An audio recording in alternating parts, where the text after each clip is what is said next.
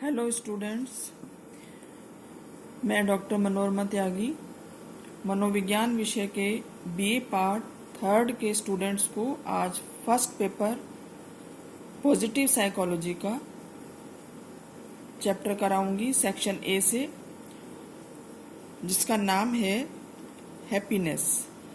Happiness या सुख। सुख क्या है ये सभी लोग जानते हैं। आज संसार का हर व्यक्ति सुख प्राप्त करने के लिए हर तरह के प्रयास करता है, और पर वास्तव में ये देखा जाए ये सुख क्या है, सुख किसे कहते हैं। तो इस चैप्टर में मैं आपको बताऊंगी सुख का अर्थ, सुखवादी दृष्टिकोण कौन कौन से हैं, सैद्धांतिक विचारधाराएं क्या हैं सुख की, सुख के निर्धारक कौन से हैं और उसके सोर्स क्या क्या हैं, किस तरह से सुख में वृद्धि की जा सकती है। तो सबसे पहले प्रश्न आता है कि सुख क्या है। सुख की परिभाषा अगर हम देखें तो सुख की परिभाषा डायनेर और उसके साथियों ने इस प्रकार से दी है कि सुख एक सकारात्मक संवेगात्मक अवस्था है जिसे हर व्यक्ति आत्मगत रूप से परिभाषित करता है। अर्थात सुख की परिभाषा हर व्यक्ति के लिए आत्मगत है, मतलब अलग अलग है। कोई व्यक्ति किसी एक चीज से सुख प्राप्त कर सकता है तो दूसरा व्यक्ति उस चीज से सुख प्राप्त नहीं कर सकता। तो इस तरह से सुख का जो अर्थ है वो आत्मगत है। सुख का अगर हम देखें कि सुख के सूचक कौन कौन से हैं, तो दो तरह के सुख के सूचक हो सकते हैं, एक तो आर्थिक सूचक और एक सामाजिक सूचक। आर्थिक सूचक से अर्थ है, आर्थिक सूचक से अर्थ है कि आर्थिक व्यक्ति की जो स्थिति है उससे उसको कितना सुख मिलता है, जैसे उसकी वार्षिक आय, बेरोजगारी, गरीब, नए रोजगार आदि। इसी प्रकार से सामाजिक सूचक हैं, जैसे स्वास्थ्य, परिवार, समाज आदि, जो सामाजिक सुख का मूल्यांकन करते हैं। तो इस तरह से सुख के सूचक आर्थिक भी हो सकता है और सामाजिक भी हो सकता है। सुख के अगर हम दृष्टिकोण देखें तो सुख के मुख्य रूप से दो विचारधाराएं हैं इस संबंध में, एक हेडोनिक सुख और एक परमानंद सुख। हेडोनिक सुख से मतलब है कि आत्मगत सुख। हेडोनिक सुख यह बताता है कि व्यक्ति को जरूरी नहीं है कि पैसे से उसको सुख प्राप्त हो। कई बार देखने में आया है कि गरीब लोग पैसे की समस्याओं के बावजूद अमीर लोगों से ज्यादा खुश होते हैं। यह सिद्धांत ये कहता है कि पैसा सुख नहीं खरीद सकता। पैसे की खोज इस लक्ष्य को प्राप्त करने के लिए व्यर्थ है। इसको हेडोनिक सुख कहा गया है। सुखवादी ट्रेडमिल को सुखवादी अनुकूलन के रूप में भी देखा जा सकता है, जिसका अर्थ है कि लोग सापेक्षिक रूप से सुख के स्थायी स्तर पर जीवन में होने वाली नकारात्मक और सकारात्मक घटनाओं और परिवर्तनों के बावजूद लौट आते हैं। यह एक ऐसी प्रवृत्ति है जो लक्ष्यों की उपलब्धि एवं भाग्य में परिवर्तन के बाद भी व्यक्ति को खुशी के एक स्थिर स्तर पर बनाए रखती है, क्योंकि ये देखा गया है कि खुशी एक जटिल और अनिश्चित स्थिति है जो कई बार मामूली सी चीजों से भी मिल जाती है और कई बार सालों तक कोशिश करने पर भी वह नहीं मिलती। खुशी को मापने की कोशिश करने से हम उस चीज से दूर हो जाते हैं जिससे कि हमें खुशी मिलती है।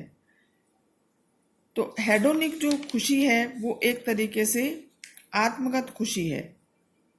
जैसे और देखा जाए तो खुशी का जो स्तर है वह अगर वो हेडोनिक है तो उसका कारण है कि वो आत्मगत है, व्यक्ति के खुद से संबंधित है। विभिन्न संस्कृतियों में भी खुशी और प्रसन्नता अलग अलग देखने को मिलती है। अगर हम देखें तो क्या जापान, भारत, अमेरिका में खुशी का वही अर्थ है जो संयुक्त राष्ट्र अमेरिका में, कनाडा में, पश्चिमी यूरोप में है?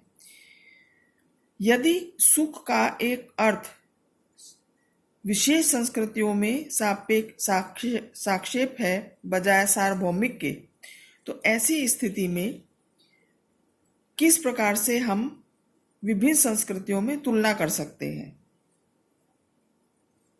तो इस तरह से हेडोनिक का मतलब है कि व्यक्ति की खुशी का वो स्तर, जिस स्तर पर व्यक्ति है वापस से उसी स्तर पर वो आ जाता है। मान लीजिए एक व्यक्ति को लॉटरी में बहुत सारा पैसा मिल गया, उस पैसे से वह जो खुशी प्राप्त होती है वो उसको थोड़े समय के लिए प्राप्त होती है और कुछ समय पश्चात वह खुशी के वापस उसी स्तर पर आ जाता है जिसमें कि वो पहले था। तो इस प्रकार से इसको हम हेडोनिक खुशी कहेंगे। दूसरा जो दृष्टिकोण है वो है परमानंद का सुख। परमानंद का सुख क्या है कि अरस्तु ने लिखा है कि परमानंद के जो सुख है वो आत्मबोध के रूप में परिभाषित किया, अर्थात आंतरिक सामर्थ्य की अभिव्यक्ति एवं पूर्ति का अनुभव। इस प्रकार अच्छा जीवन सच्चे आत्म के अनुसार जीना है, अर्थात जहाँ सुख उस आत्मबोध का परिणाम है जिस प्रक्रिया में हमारे मूल्य, हमारी आवश्यकताएं, प्रतिभाओं से हमारा जीवन निर्देशित होता है। इस प्रकार परमानंद सुख हमारे सामर्थ्य के अनुभव का परिणाम है। हम अर्थात इसका मतलब ये है कि हम तब सबसे ज़्यादा सुखी होते हैं जब हम अपने लक्ष्यों को प्राप्त करते हैं और अपनी असाधारण प्रतिभाओं को विकसित करते हैं। नीड हायरार्की का जो मैस्लो का सिद्धांत है उसमें उन्होंने एक स्तर दिया है।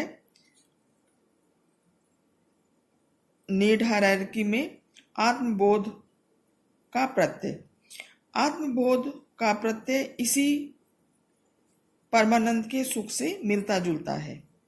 वाटरमैन कहते हैं कि परमानंद सुख व्यक्तिगत अभिव्यक्ति के अनुभव का परिणाम है। यह अनुभव तब होता है जब हम उन क्रियाओं में लीन होते हैं जो हमारे मूल्यों को अभिव्यक्त करती है और हमें हमारे यह भावना उत्पन्न करती है कि हम कौन हैं, हु वी आर। और इन परिस्थितियों में हम में एक पूर्णता और अर्थपूर्णता का भाव उत्पन्न होता है। अपनी जीवंतता, अलाइवनेस का तीव्र भाव उत्पन्न होता है। हम कौन हैं, हमारे होने का अर्थ क्या है। महात्मा बुद्ध ने अर्थपूर्ण अर्थ की तलाश में ही घर त्याग दिया और अंत में शांति और सुख एवं आत्मज्ञान को प्राप्त किया। इसी तरह से महावीर स्वामी ने भी उस परमानंद व आत्मज्ञान को प्राप्त करने के लिए परिवार और संपत्ति का त्याग कर दिया। तो वाटरमैन के अध्ययन भी ये बताते हैं कि सुख उन क्रियाओं से संबंधित है जो व्यक्ति को आराम पहुंचाती है, उत्तेजित करती है, संतुष्ट और सुखी रखती है और व्यक्ति को व्यक्तिगत समस्याओं को भूलने में मदद करती है। जबकि ये तो हेडोनिक सुख है, परंतु परमानंद सुख जो है वह उन क्रियाओं से अधिक संबंधित है जो चुनौती, स्पर्धा, प्रयास का भाव उत्पन्न करे और व्यक्तिगत वृद्धि और प्रतिभा विकास के अवसर प्रदान करे। तो इस तरह से दो दृष्टिकोण ये सुख के संबंध में दिए गए। सुखवादी दृष्टिकोण जिसमें कि हेडोनिक सुख और परमानंद का सुख। अगली वीडियो में मैं आपको बताऊंगी कि सुख या हैप्पीनेस के कौन कौन से सिद्धांत हैं या कौन कौन सी विचारधाराएं हैं।